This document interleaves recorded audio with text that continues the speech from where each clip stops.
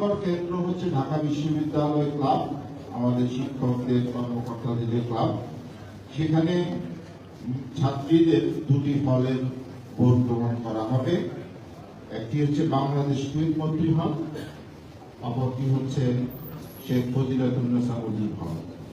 5 নম্বর কেন্দ্র হচ্ছে আমাদের এটি সিনেট ভবন, এখানে অ্যালামনাই ফ্লোর, আর এই সেমিনার কক্ষ এটি এবং পাশে ডাইনিং। এখানে 3টি হলের ভোট গ্রহণ করা হবে। স্যার এফ রহমান হল, হাজী মোহাম্মদ মহসিন হল এবং বিজয় একাত্তর হল। 6 নম্বর কেন্দ্র, সেটি আমরা নির্ধারণ করেছি উদয়ন স্কুল অ্যান্ড কলেজ। এখানে 4টি হলের ভোট গ্রহণ করা হবে। সূর্য সেন হল, মুক্তিযোদ্ধা জিয়াউর রহমান হল, শেখ মুজিবুর রহমান হল এবং কবি জসিমউদ্দিন হল।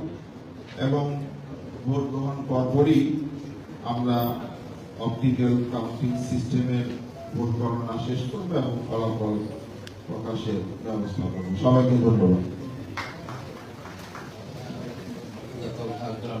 অনেক ধন্যবাদ। আমরা এরপর থেকে আপনাদের যদি তফসিল সংক্রান্ত কোনো প্রশ্ন থাকে জানার থাকে স্যার, আমার নাম হচ্ছে নুরে আলম, কিন্তু আমি ইন্ডিপেন্ডেন্ট যেটি হচ্ছে স্যার তফসিলে এখানে দেখানো হয়নি যে প্রচারণার জন্য কতদিন সময় পাবে প্রার্থীরা, সেটা যদি একটু স্পষ্ট করতেন। আর সেই সঙ্গে 18-19 সেশনের শিক্ষার্থীরা একটি দাবি করছে, তাদের অনেকেরই মাস্টার্স শেষ হয়ে গিয়েছে।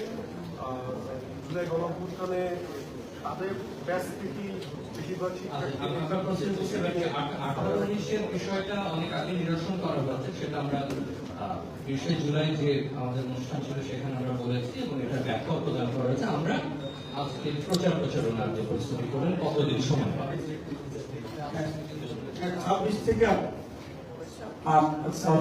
26 আগস্ট থেকে 8 সেপ্টেম্বর পর্যন্ত সবাই প্রচার করতে পারবে, কিন্তু ভোটের 24 আওয়ার্স পূর্বে সম্ভবত প্রচারণা বন্ধ হবে।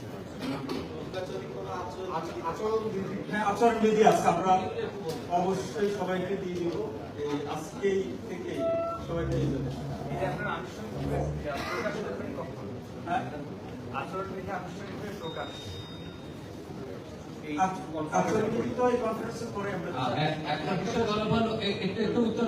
আচরণবিধি আপনারা জানেন যে বেশ কিছুদিন আগে আর একটা কমিটি এটার জন্য দেওয়া হয়েছিল, যে কমিটি আচরণবিধিটা চূড়ান্ত করেছে। এতদিন সেটা দপ্তর বিভাগে দেওয়া হয়নি, যেহেতু আমরা তফসিল দিতে পারছিলাম না, শুধু আচরণবিধি তো শুধু দিয়ে লাভ নেই। এটার পরপরই আমরা আচরণবিধিটা দিয়ে দেবো, এটা অলরেডি মুদ্রিত আছে।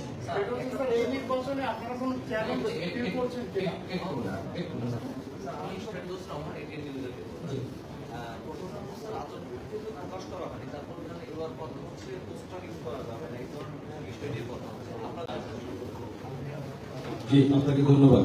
আমরা আচরণবিধি প্রকাশ করা হয়নি মানে এই